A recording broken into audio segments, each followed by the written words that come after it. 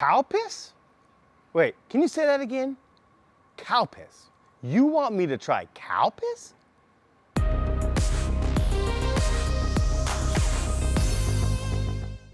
When I first arrived in Japan, I was teaching English here in Kyoto, and some people were asking me, even in my school, and when I was out and about, they're asking me, do you like or do you want to try Calpis? And I'm just thinking to myself, Calpis.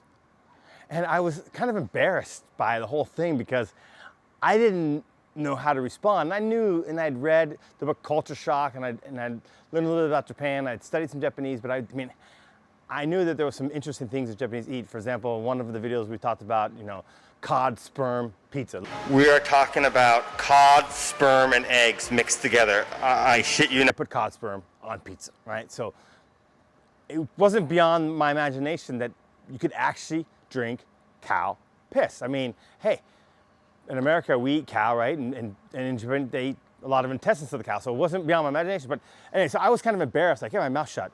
About a month or so goes by, and finally I'm sort of having a date with this woman, one of the first girls who I interacted with here in Japan. And we went to one of these vending machines, and she says, hey, do you want to try Calpis? I'm like, Calpis? And she points to it. And then I was so embarrassed to realize it was this. It was this sweet, watery drink. It's like a cream type soda, except, it's been years since I've had this, to be honest, because I didn't like it that much. I think it's just too sweet.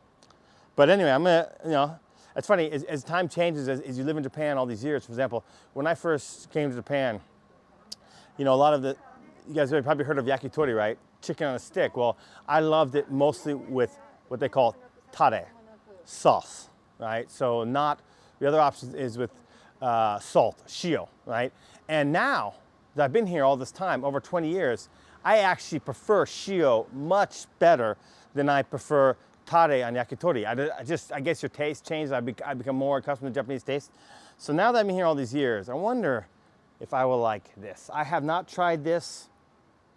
I've been in Japan 25 years, and I have not tried this for over 20, I'm sure. At least over 20. So here we go. I'm gonna try right now today. See what I think. Didn't like it before.